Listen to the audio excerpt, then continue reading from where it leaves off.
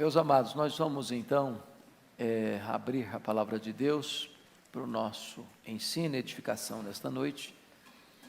E eu convido você para abrir então em Colossenses mais uma vez, agora Colossenses capítulo 3, e nós vamos fazer a leitura de 2 versículos. Hoje, diferentemente do que tenho pregado costumeiramente, porque o meu estilo de pregar é expositivamente, hoje eu não vou fazer um sermão expositivo, hoje eu vou fazer um sermão tópico. E é curioso que os estudiosos da homilética, alguns deles, verdadeiramente não gostam do sermão tópico. Isso levou talvez a maior autoridade viva atualmente em homilética, Dr. Haddon Robson, que é professor do seminário de Gordon, em Boston, Estados Unidos, disse que um pregador devia pregar um sermão tópico a cada 10 anos, e terminar de pregar e pedir perdão para Deus. Então eu estou nessa condição. Mas ele também chegou a dizer, por outro lado, que mesmo que você não esteja fazendo uma exposição, o seu sermão precisa ser bíblico nos pontos que aborda. Desta forma, mesmo sendo tópico, precisa ser expositivo, porque você não está expondo a sua ideia, você está expondo a palavra de Deus. Bom, então vamos ler 2 versículos. Primeiro, Colossenses 3, versículo 8. Está escrito o seguinte: agora, porém, despojai-vos igualmente de tudo isso: ira, indignação, maldade, maledicência, linguagem obscena do vosso falar. Chama a sua atenção para essa expressão, despojai-vos. Agora, versículo 12: revesti-vos, pois, como eleitos de Deus, santos e amados, de ternos afetos de misericórdia, de bondade, de humildade, de mansidão e de longanimidade. Então eu gostaria que você frisasse essa expressão, revesti-vos. Então hoje, na minha mensagem tópica, eu vou me prender a essas 2 palavras: despojai-vos e revesti-vos. Você tira um, bota outro. É como uma roupa, você tira uma roupa suja e bota uma roupa limpa. Você tira aquilo que nós chamaríamos de um pecado, de um hábito, de uma atitude, de uma postura errada, e você adota uma outra atitude, uma outra postura, um outro comportamento correto. Então, o que é que nós precisamos deixar de ser e o que nós precisamos ser? Em outras palavras, nós estamos diante de um texto que exige de nós uma espécie de balanço, de avaliação. Como aqueles comércios mais antigos que fechava para balanço. Tem hora que você precisa fazer isso. Já dizia o pensador grego Platão, que a vida sem reflexão não é digna de ser vivida. A gente não pode ir levando a vida, empurrando a vida. Precisa parar, avaliar. O que eu estou fazendo está certo? A minha atitude é boa? A maneira como eu falo é adequada? A maneira como eu ajo é certa? A maneira como eu reajo abençoa as pessoas? A maneira como estou conduzindo a minha vida, está certo isso? Tem coisas que você precisa ter coragem de tirar, de despojar, de arrancar de você. E tem outras coisas que você precisa incorporar na sua vida, adotar na sua vida, acrescentar à sua agenda. Então, a vida cristã é constantemente uma ação de despojar e de revestir, de despojar, de revestir, de despojar e de revestir. A pergunta hoje é essa: o que é que eu devo tirar da minha vida? A outra questão é: o que é que eu devo acrescentar à minha vida? Então, para não ter nenhum desequilíbrio, eu vou mencionar 6 coisas que nós devemos despojar. Como roupa suja, você tira e bota no canto. E depois nós colocaremos 6 coisas que nós devemos vestir, nos revestir e agregar à nossa vida. Então, primeiro ponto, o que precisamos deixar de ser. Primeira coisa que eu sugiro a você, à luz do texto, à luz da palavra de Deus, você precisa deixar de ser uma pessoa intolerante. Você conhece gente intolerante? Já viu alguma? Já se olhou no espelho?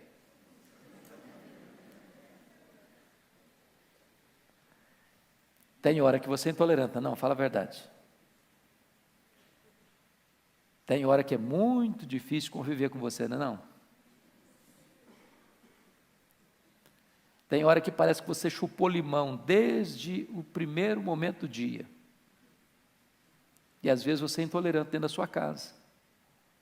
Polido com os de fora, amável com as pessoas de fora, mas em casa, duro no trato, rude nas palavras, semblante fechado. A Bíblia fala de um homem chamado Nabal. Ele era um cara rico, tinha muitos bens, tinha uma mulher bonita, tinha vários filhos. Mas a Bíblia diz que ele era duro no trato e ninguém podia falar com ele. Abria a boca, criava dificuldade. Há pessoas que são assim. Elas criam dificuldade onde chegam. Abrem a boca, em vez de resolver problema, criam mais problema. Então eu quero dar um conselho para você. Deixa de ser cri-cri.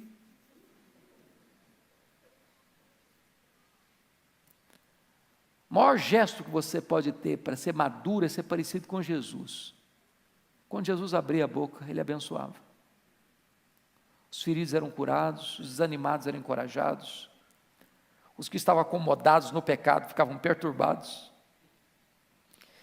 E desta maneira, eu gostaria que você agisse com as pessoas de dentro da sua casa, de dentro do seu trabalho, da sua convivência, como você gostaria que as pessoas agissem com você. Deixe de ser intolerante. Segunda coisa, o que é que você precisa deixar de ser? Você precisa deixar de ser uma pessoa pessimista. Você conhece gente pessimista? Que olha para a vida com lentes escuras? Que vê tudo nublado? Se você encontrar com ela 10 vezes no dia, depois que falar bom dia, fala, está doendo. Estou sentindo mal. Você precisa dizer o que aconteceu comigo. Só coisa ruim. Só lamenta. Só murmura. Só reclama. Só tem palavra negativa. E essas pessoas depois ficam mais amargas, sabe por quê? Porque todo mundo foge delas. Elas espantam as pessoas. Porque você tem que tomar um sorrisal antes de começar a conversar, porque sabe que vai ter problema. Então é muito importante você parar e pensar o seguinte: você precisa parar de olhar para a vida com óculos escuros, de enxergar tudo nublado, cinzento, e de começar a fazer prognóstico negativo para a sua vida, para a sua família, para a sua igreja, para a sua nação. Tem gente que é sempre assim: olha, está muito ruim, mas vai piorar. Está difícil, mas vai ficar muito pior. A eleição hoje está muito complicada, mas depois que tiver eleição vai piorar muito mais ainda. Olha, a denominação religiosa, minha igreja está difícil, mas vai ficar muito pior. A denominação vai piorar mais ainda. Tem gente que só pensa assim, para trás, dando marcha ré, jogando contra o patrimônio. Sempre numa linguagem pessimista. Pensa comigo naqueles 10 espias de Israel. Eles vão lá, olha a terra é boa, trazem fruto da terra, é boa mesmo. Mas dos 12, 10 disseram assim, é boa mesmo, não é para nós não, não é para o nosso bico não. Tem gigante. Aliás, quando nós nos comparamos com eles, nós estamos em desvantagem, e eles são gigantes, nós somos gafanhotos. Eles vão nos engolir vivos, eles vão nos triturar. E aí começaram a amaldiçoar a terra. Porque quando uma pessoa tem um olhar pessimista, ele não vê nada de bom. O que é bom fica ruim. Ele se apequena, ele se diminui. Deixa eu ilustrar isso para vocês perceberem. Quando você escuta uma pessoa pessimista, você fica desanimado com tudo. Você conhece gente pessimista? Você conversa com ela meia hora e você sai desanimado? Não vai dar certo. Você não vai passar no vestibular, você não vai passar no Enem, você não vai passar no que é concurso. Aliás, a empresa vai te despedir porque está em recessão. O Brasil não vai para frente mesmo, então eu vou sair daqui. Minha família está complicada, vai complicar muito mais ainda. A crise é grande, mas vai ficar pior. Deixa eu ilustrar para você isso, de uma maneira muito simples. Havia um homem que tinha um filho único, e ele queria estudar esse filho. Ele morava na região rural, e ele mandou o menino para a cidade para estudar. E ele sabia fazer uma coisa com excelência, ele fazia o melhor lanche da região. Ele montou uma barraca na beira da estrada, fazia lanche, as pessoas chegavam, comiam o lanche, iam embora, e você sabe que a melhor propaganda é o serviço bem feito. As pessoas começaram a vir, ele começou a ampliar. Daqui a pouquinho ele resolveu investir, montou a mini mercearia. Daqui a pouquinho começou a melhorar, a crescer um pouco mais. E ele estava muito animado. Um dia mandou uma cartinha para o filho dele. Falou: filho, eu estou tão animado, estou fazendo novos investimentos, a minha vida está indo para frente, estou tão feliz, etc e tal. Aí o menino mandou uma cartinha para ele: papai, o senhor não escuta rádio não? O senhor não vê televisão não? O senhor não está sabendo que a economia está abalada, que o país está em recessão, que é arriscado investir, que isso é muito perigoso? Aí o pai pensou: meu filho estuda na cidade, deve ser gente sabida, deve ser perigoso então, eu vou parar de investir. Parou de investir. Sabe o que aconteceu? Os clientes não chegaram mais. Aí o trabalho dele foi diminuindo. Aí a mercearia fechou. Aí ele mandou uma cartinha para o filho: filho, você tinha razão, a crise é muito grande mesmo. Quando você escuta os pessimistas, tudo fica muito complicado mesmo. Deixa de ser pessimista. Terceiro, você precisa deixar de ser uma pessoa rancorosa. Conhece gente rancorosa? Gente que guarda mágoa? Gente que congela sentimentos hostis no coração?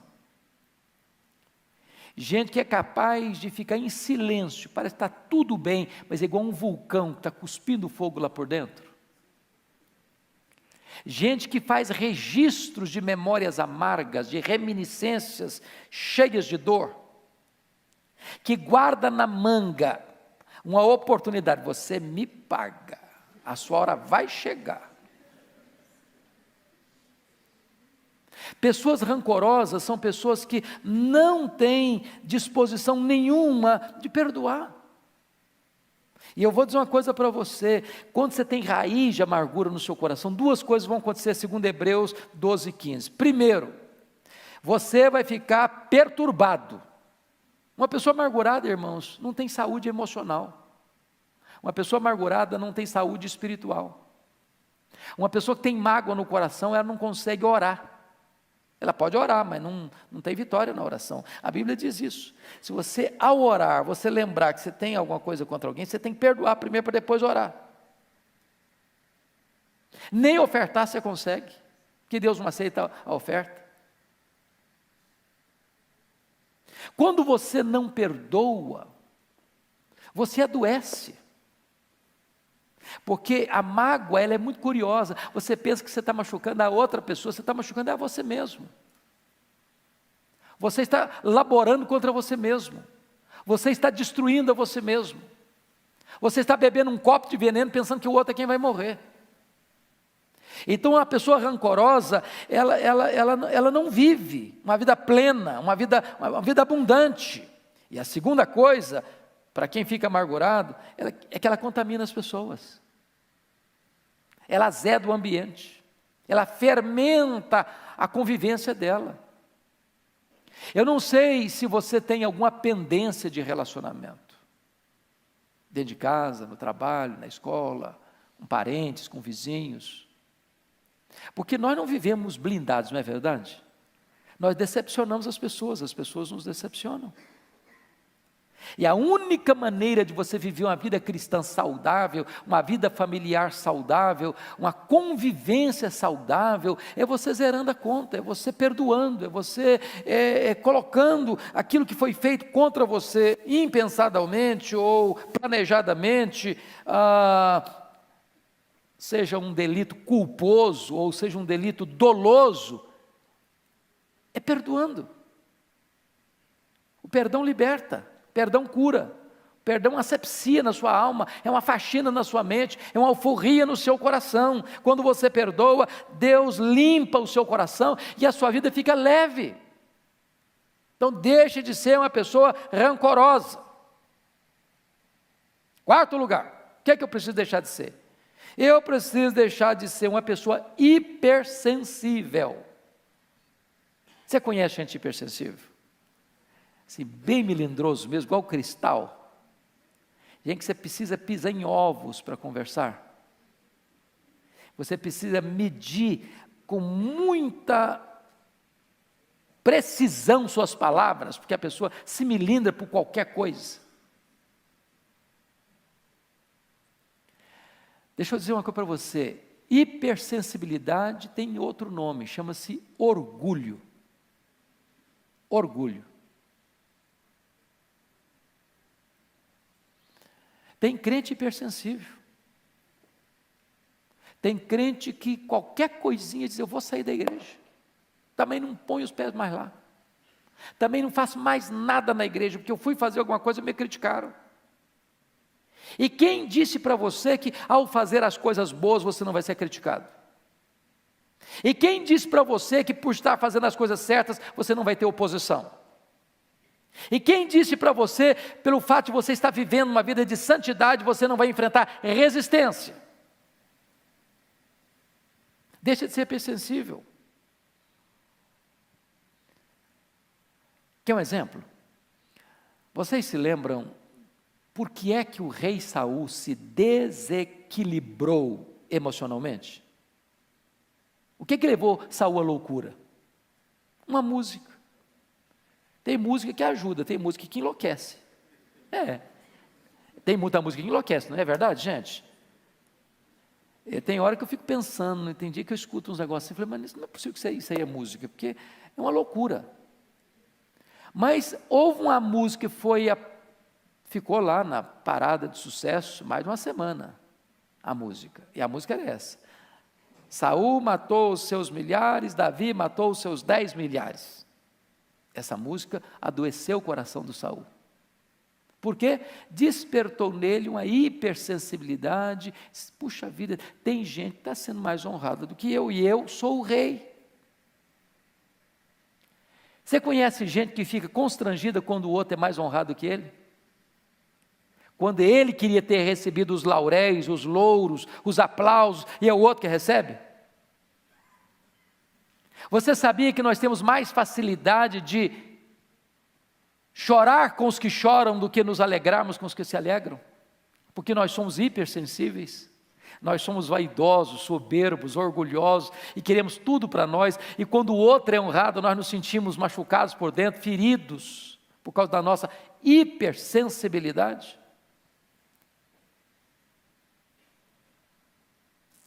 Talvez você possa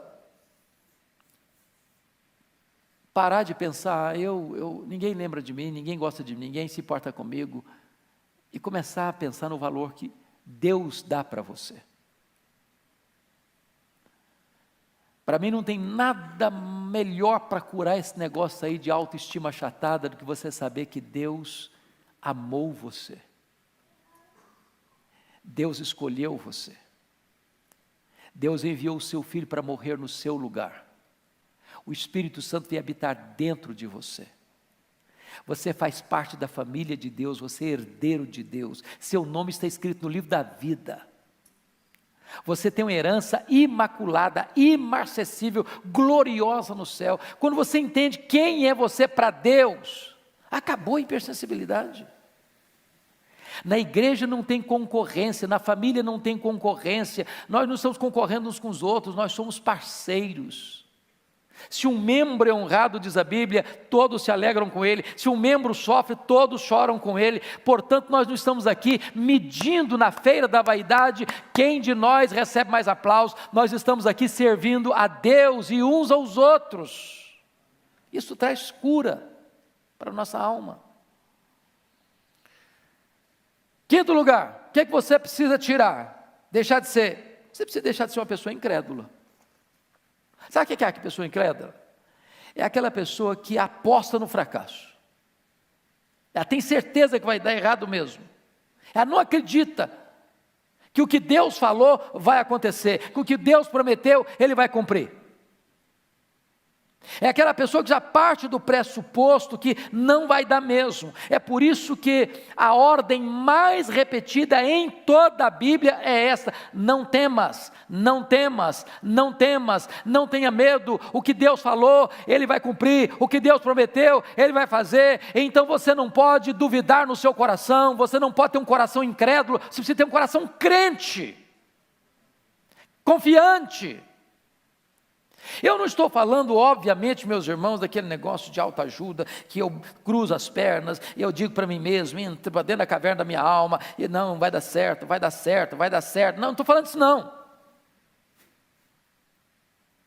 Eu estou falando de você crer que Deus é verdadeiro, que Deus é confiável, que Deus é fiel, que a sua palavra não cai por terra, que a sua promessa vai se cumprir, e você precisa acreditar que o que Deus fala na sua palavra, Ele é poderoso para cumprir. É por isso que a Bíblia diz que sem fé é impossível agradar a Deus. O que é que você precisa começar a crer de novo? Não acredita mais, tem que não acredita mais, na vida, no casamento, na família, na igreja, nas promessas. É preciso reavivar a fé. Para reavivar a fé, você precisa da palavra de Deus.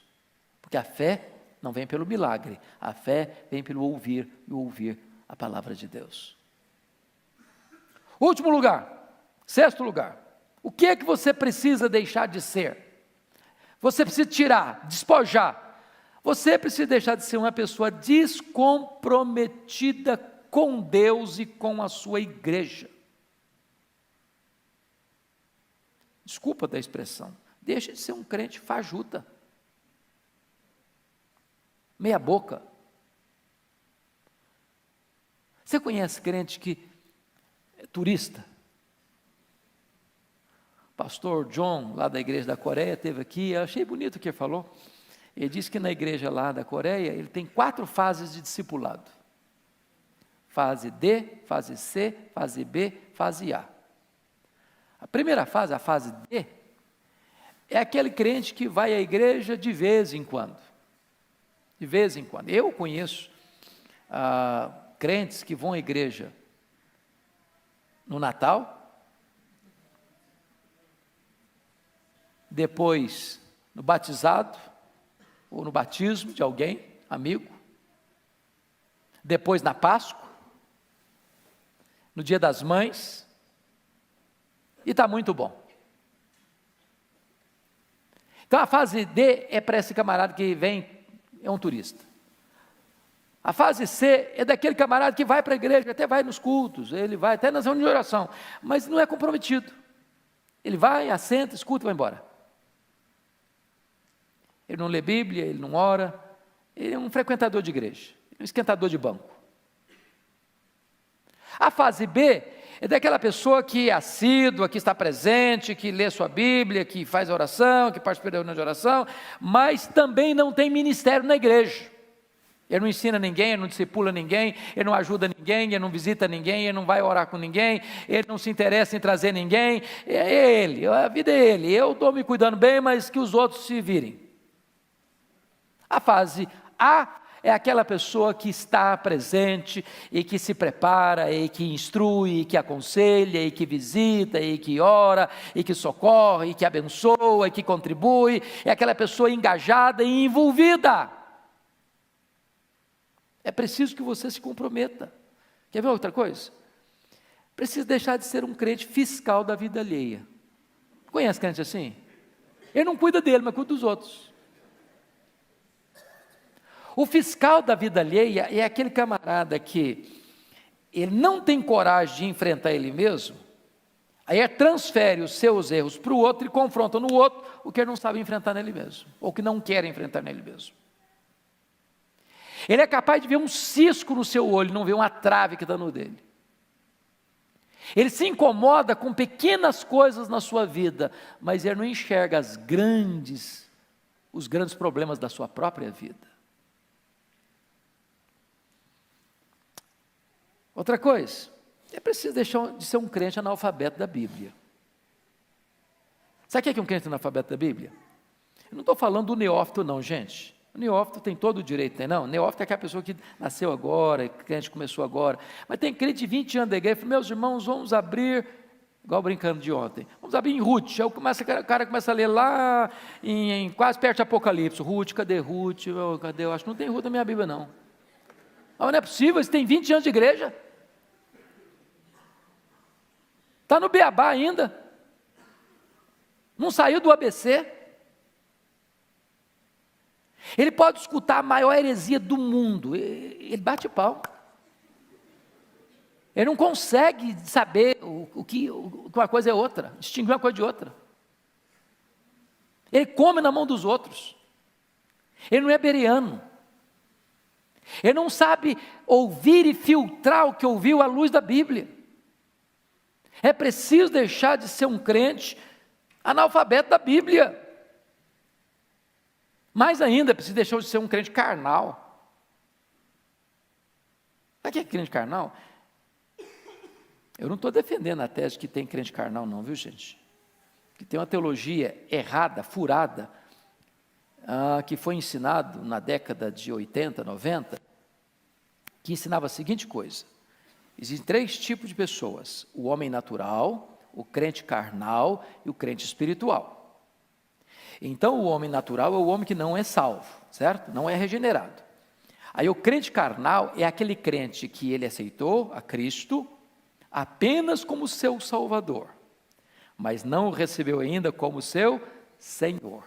Quem está na cadeirinha do trono da vida dele não é Jesus, é o eu. Quem manda é o eu, não Jesus. Mas está salvo, vai para o céu. Isso não tem na Bíblia não. Não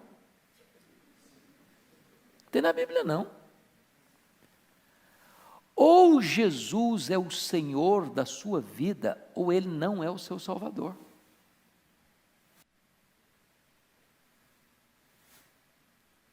Não tem desse negócio de crente meia boca, crente mundano. Deus não nos salvou no pecado, Deus nos salvou do pecado. Então a única prova que você tem que você é um salvo é se você é santo. Não pense você que vivendo uma vida mundana, eu estou salvo, não, eu fui eleito, eu sou um eleito de Deus, eu posso ver do rei que eu quiser, porque estou garantido, coisíssima nenhuma. A única evidência que você é um eleito de Deus é se você é santo, é irrepreensível. Quem não ama a santidade é porque nunca nasceu de novo. Então você precisa deixar de ser um crente carnal. Agora vamos olhar o outro lado, versículo 12. Revestivos, você tirou, despojou, tirou a roupa suja, agora é hora de você começar a vestir coisa nova, coisa limpa. Então o que você precisa ser? Em primeiro lugar, você precisa ser um crente cheio do Espírito Santo. Um crente cheio do Espírito Santo. E eu vou fazer uma pergunta para você, não precisa levantar a mão. Você é um crente cheio do Espírito Santo? Um dia um diácono chegou para o Dr. Billy Graham, diz assim: Dr. Billy Graham, tem um membro da nossa igreja, um diácono da igreja, que devia ser disciplinado. Mas por que, meu irmão, que eu devia ser disciplinado? Devia ser disciplinado porque está bebendo, está enchendo a cara, está chegando em casa bêbado. Aí o Dr. Billy Graham disse: é verdade, mas deixa eu fazer uma perguntinha, você está cheio do Espírito Santo? Ah, pastor, quer dizer, cheio do Espírito Santo? Estou não. Bom, meu irmão, então deixa eu dizer uma coisa para você. Sabe o que a Bíblia diz? E não vos embriagueis com o vinho no qual há dissolução, mas enchei-vos do Espírito. Tem 2 ordens aí, uma negativa, outra positiva. Da mesma maneira que é um pecado você ser uma pessoa embriagada, cheio de vinho, também é pecado você não ser cheio do Espírito Santo. Porque ser cheio do Espírito Santo não é uma opção, é um mandamento.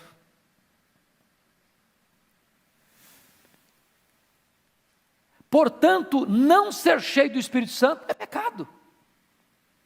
É uma ordem.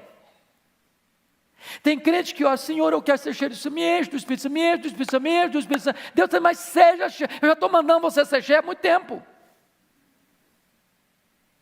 Então, se eu e você não estamos cheios do Espírito Santo, não é por culpa de Deus, não, porque já nos mandou, enchei-vos. O problema é que tem uma lei da física que diz assim, que 2 corpos não ocupam o mesmo lugar ao mesmo tempo. Para você ser cheio, o que tem que acontecer? Você tem que esvaziar. De repente você está querendo ser cheio, mas está entupido de outras coisas. É preciso ser cheio do Espírito Santo. Como é que eu sei que eu sou uma pessoa cheia do Espírito Santo? A Bíblia diz. Revela-se na língua. Você adora a Deus. Você tem comunhão com seu irmão. Você é grato. Você é humilde para servir. Você trata bem, se é casado, seu marido, sua mulher, seus filhos, seus pais, seu patrão, seus empregados. Ah, pastor, eu sou um homem cheio do Espírito Santo, mas eu quebro o pau com as pessoas.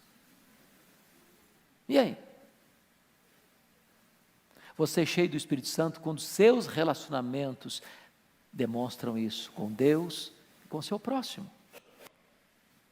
Cheios do Espírito Santo. Então nós precisamos ser cheios do Espírito Santo. Você está cheio? Segunda coisa que nós devemos ser: uma pessoa alegre. Alegria também não é opção não. A Bíblia diz assim: alegrai-vos sempre no Senhor. Outra vez digo, alegrai-vos. Agora, pense comigo. Você conhece crente triste? Crente cara comprida? Crente ranzinza? Mal-humorado? Cara feia? Sisudo? Não dá um sorriso por nada na vida?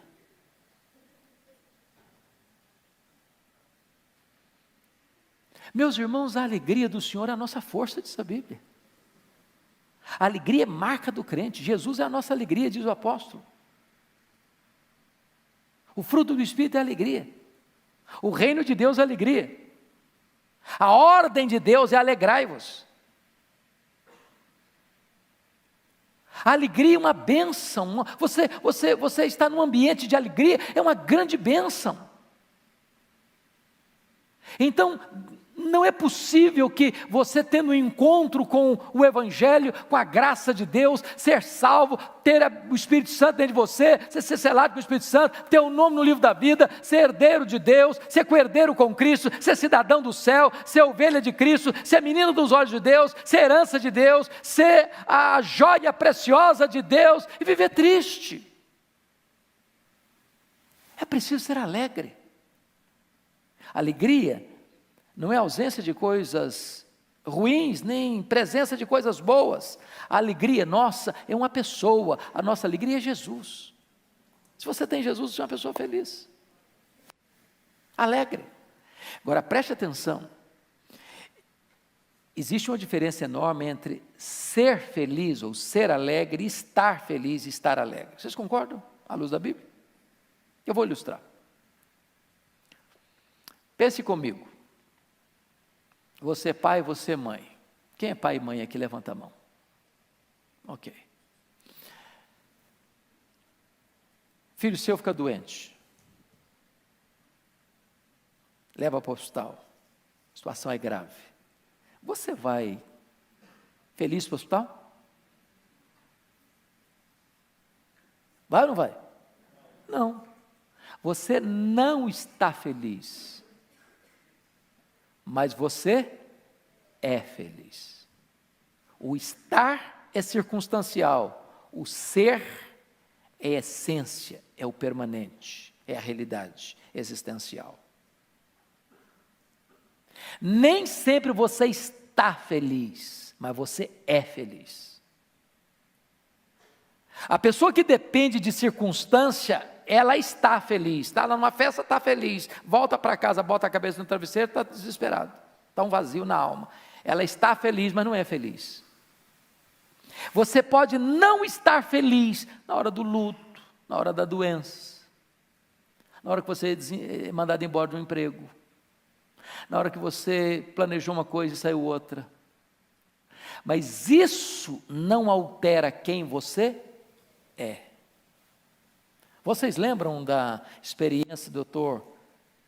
Spafford, aquele advogado presbiteriano de Chicago, convertido pelo ministério de Dwight Lyman Moody, quando ele sofre um revés financeiro e aquele terrível incêndio que destruiu boa parte da cidade de Chicago na época, ele foi profundamente abalado financeiramente. Depois desse incêndio, ele tinha 5 filhos, um menino e 4 meninas. O menino morre, a dor aumenta, ele planeja uma viagem para a Europa com a família para aliviar o coração, e na véspera da viagem não consegue embarcar. Embarca a esposa e as 4 filhas com a promessa de, na semana seguinte, encontrar-se com elas na Europa. E quando a esposa e as filhas embarcam, o navio naufraga e as 4 filhas morrem. E a esposa manda um telegrama para ele assim: salva, porém só. E ele toma um navio, pede ao comandante para mostrar para ele o local do acidente. E quando o navio estava sendo surrado pelas ondas, o Deus que inspira canções de louvor nas noites escuras, pôs no coração dele essa música: se paz a mais doce me deres gozar, se dor a mais forte sofrer, ó seja onde for, tu me fazes saber que feliz com Jesus sempre sou. Sou feliz com Jesus, meu Senhor. Quando você tem Jesus, você é feliz. Então seja uma pessoa alegre. Terceiro, o que você precisa ser? Você precisa ser uma pessoa amorosa. Amorosa. Sabe o que a Bíblia diz lá em João 13, 34 e 35? Novo mandamento vos dou, que vos ameis uns aos outros, assim como eu vos amei, que vos ameis uns aos outros, e nisto conhecerão todos que sois meus discípulos, se tiverdes amor uns pelos outros. Agora deixa eu dizer uma coisa para você. Tem gente que ama, mas não diz. Conhece gente assim, que não sabe falar? Talvez você aqui, criado lá no interior, ou lá na roça, ou numa cultura mais assim, prezada um pouquinho, os pais amavam os filhos, mas muitos pais não sabiam dar um abraço nos filhos, não sabiam o que é dar um beijo no filho. O filho cresceu da infância à fase adulta, nunca escutou do pai: meu filho, eu te amo. Nunca, embora saiba, ou sempre soube que o pai amava. Eu não sei como é que é você, como é que é a sua estrutura, como é que você faz com isso dentro da sua casa, mas você precisa aprender, se ainda não sabe disso, aprenda a dizer eu te amo, aprenda a dizer. Nós precisamos ouvir isso. Segundo, você precisa demonstrar amor, em gestos pequenos, em gestos grandes. Quer ver um exemplo? Eu nunca esqueci de um conselho de um presbítero amigo meu, que o Eduardo Brito aqui conheceu também, presbítero Dário Neves de Moura. Ele disse uma coisa para mim, disse: pastor Hernandes, pai tem que ajudar filho quando o filho precisa. Eu nunca esqueci aquela frase dele. Porque tem pai que, embora possa ajudar filho, tem condição financeira boa para ajudar filho, o filho passando uma magrela e ele não estende a mão. Aí depois que morre, deixa tudo para os filhos. Tudo. Mas deixar tudo para o filho depois que morre é lei. A lei manda. Tem hora que você precisa demonstrar que você ama com atitudes. Nós vamos ser considerados discípulos de Cristo, não é pela doutrina que defendemos, embora isso faz parte. Não é pela placa da igreja que nós frequentamos, isso faz parte. Mas você é conhecido como discípulo quando você ama. Mas que tipo de amor? Como Cristo me amou. Se Cristo me amou e deu sua vida por mim, a prova que eu amo é se eu amo meu irmão e dou minha vida por ele. Nós precisamos amar. Uma igreja que ama é uma igreja que é revolucionada. Eu conheço um colega de Belo Horizonte, que ele teve uma experiência muito bonita com Deus, e a coisa que Deus mais pôs no coração dele foi essa: você precisa amar. E a igreja que você é pastor precisa ser conhecida na cidade como uma igreja que ama. E esse pastor um dia me disse o seguinte, que ele voltou desse encontro, onde ele teve essa experiência linda com Deus, e já nos primeiros meses, ele começava a pregar, e as pessoas começavam a chorar nos bancos, e ele sentia que alguma coisa diferente estava acontecendo. Ele começou a perceber que a postura dele tinha mudado automaticamente, uma coisa assim linda, que Deus foi tratando, Deus foi transbordando o coração dele, os gestos deles mudaram. Um dia ele estava fazendo barba, e preparando para ir para a igreja, a menininha dele de 5 anos se aproxima lá e ficou olhando para ele, fazendo a barba, disse: papai, sim filha, o senhor está tão legal. Dizia que aquilo derreteu o coração dele, porque ele percebeu que a menina de 5 anos tinha notado, sem que ele falasse nada, que a postura dele tinha mudado dentro de casa e na igreja. A pessoa que entrar por aquela porta, ela precisa sentir algo tão sublime na pessoa que chega, que dá um abraço, que aperta a mão, que dá um sorriso. Ela precisa sentir que ela é bem-vinda, que ela é amada, que ela é querida, que ela é preciosa. Eu fui a Quassisabanto, onde aconteceu um grande avivamento na África do Sul. A coisa que mais me marcou lá foi amor. As pessoas olhavam para você quase que querendo adivinhar o que você precisa, que eu quero servir você, eu quero atender você, eu quero atender a sua necessidade, eu amo você, você é importante, que bom que você está aqui, a sua vida, a sua presença aqui é uma bênção para nós. E quando uma pessoa chega na igreja e vê um ambiente desse, quando a pessoa chega numa casa, numa família e vê um ambiente desse, isso traz cura para a alma, isso traz restauração para a vida. Nós precisamos aprender a amar.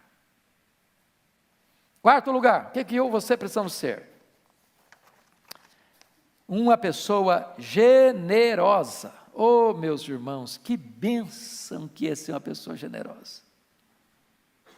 Sabe o que a Bíblia diz? A alma generosa prosperará.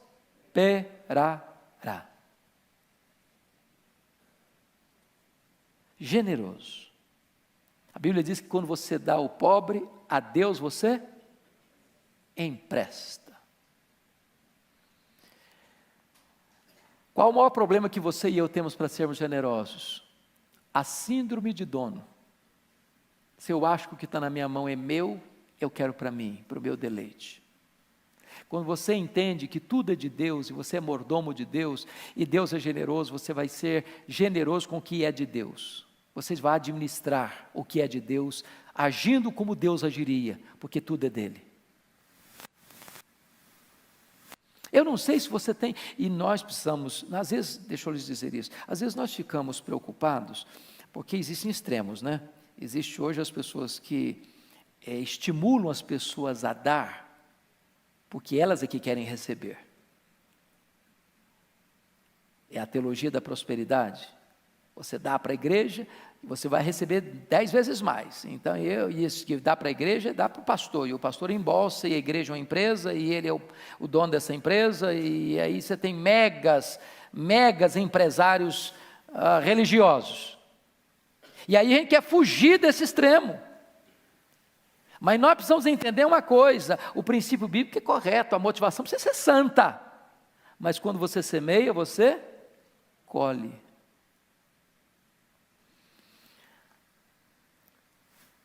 Deus não fica devendo ninguém.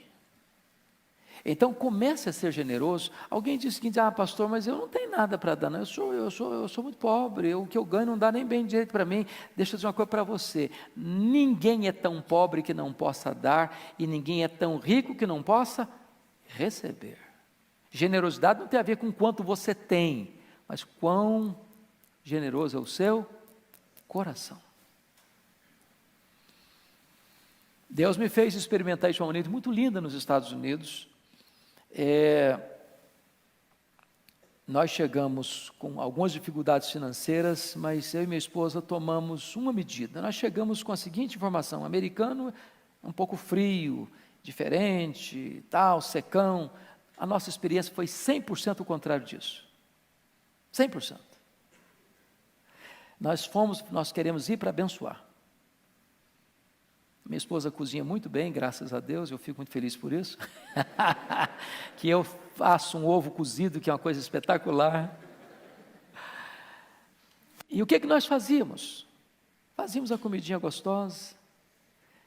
E toda semana a gente escolhia uma casa. Aí batíamos na porta, nós viemos trazer uma comida para vocês. Deus abençoe, então voltar para casa. Outra semana, outra família. Outra semana, outra família. Começamos a descobrir que tinha velhinhos lá, cujos filhos moravam na cidade, tinha mais de ano que não ia lá ver os pais.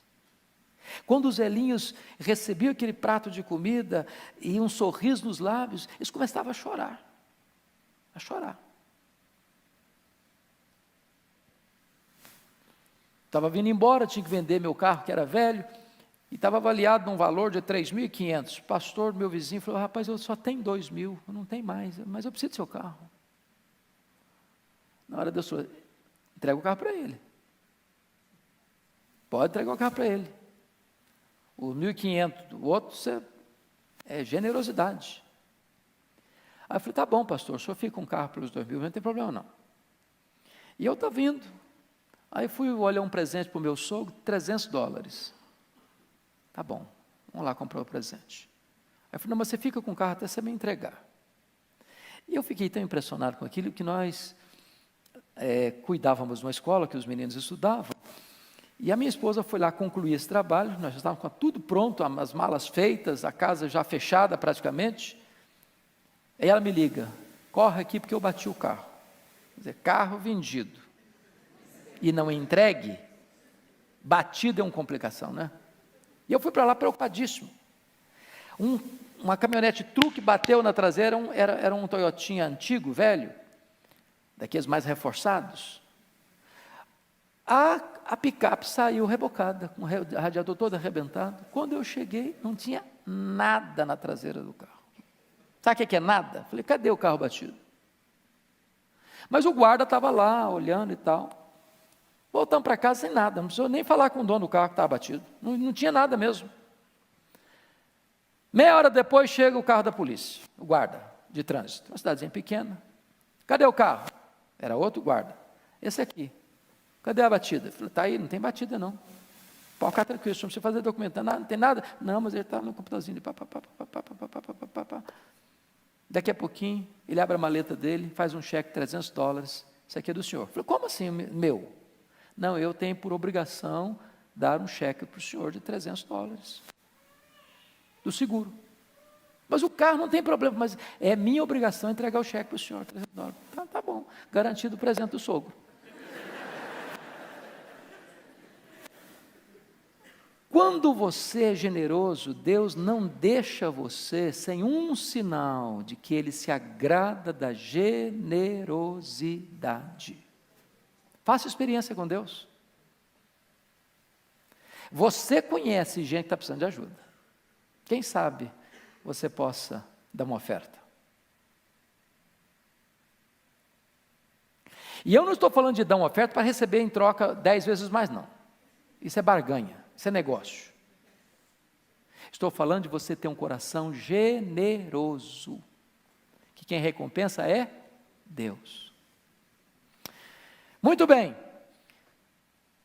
Agora vamos, penúltimo lugar. Uma pessoa pontual nos seus compromissos. Ô gente, você conhece crente? Não estou falando de vocês não, viu? Vocês são verdadeiros heróis. Da minha casa aqui na igreja, no domingo eu gasto 10, 15 minutos mais tardar. Tem segunda que eu gasto 1h e 15. Então, se existe uma cidade que não dá para cobrar muito pontualidade, São Paulo é uma. Mas tem crente que chega sistematicamente na igreja dele atrasado. É hábito chegar atrasado, mas não chega atrasado no aeroporto, mas não chega atrasado na rodoviária, mas não chega atrasado no emprego, senão vai mandar embora. Mas Deus, né? Para Deus qualquer coisa serve. Hoje, gente, a gente precisa aprender a ser pontual. Pontual na escola, pontual nos compromissos, responsável com aquilo que a gente assume. Não ser corpo mole, não ser preguiçoso. Cumprir com as obrigações, cumprir com os deveres. Palavra empenhada vale mais que um contrato. Nós precisamos resgatar a credibilidade da nossa palavra, dos nossos compromissos. Sermos pontuais na igreja. A não ser que vocês, como eu, tem dia que você sai de trabalho, eu sei que vocês, eu dou graças a Deus. Eu tenho a maior gratidão de ver vocês, muitos de vocês vindo direto do trabalho, fazendo um lanche aqui na igreja, voltando para cá, chegando tarde, para acordar no dia de madrugada de novo. Louvado seja Deus! Mas nós precisamos, se temos alguma coisinha nessa área, precisamos melhorar. Compromisso. Finalmente, o que é que nós precisamos ser? Uma pessoa comprometida com oração, com a palavra de Deus. Eu não vou pedir você levantar a mão, mas quantos de vocês já leram a Bíblia toda? Gênesis, Apocalipse. Já leu, filhote? Bênção, louvado seja o Senhor.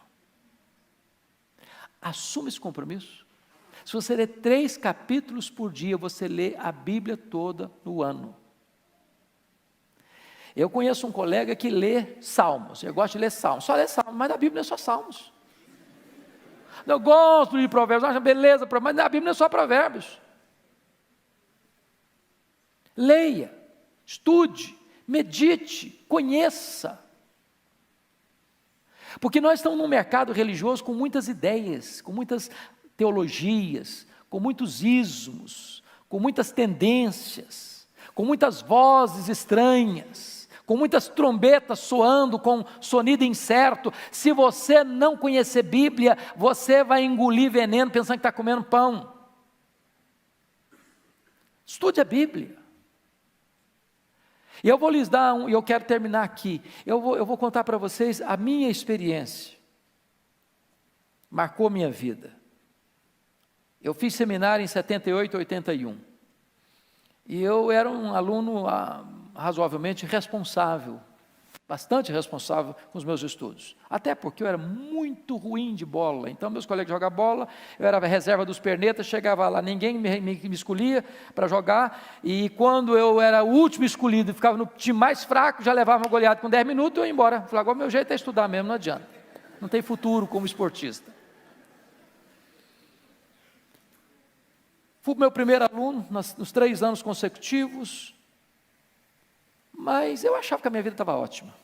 Até o dia que no 4º ano, começo do 4º ano, eu vou pregar numa igreja. E uma abençoada de uma moça se aproxima de mim e me faz uma pergunta que não devia ter feito. Aliás, devia sim. E aí, jovem, como é que está a sua vida com Deus? Sua vida de oração? Mas ela não perguntou aquela vidinha de rotina, não, de orar de manhã, no café da manhã, no almoço, na janta, aquela oração assim, do ritual. Ela foi mais fundo na coisa. E eu disse para ela, filha, embora eu tenha estudado com tanto zelo, mas a minha vida com Deus está muito aquém do que precisa estar. Voltei para o seminário, tinha uma sala lá, chamada Sala da Oração. Tinha um sofá, tinha uma cadeira e mais nada. Eu peguei minha Bíblia, botei debaixo do braço, sozinho para lá.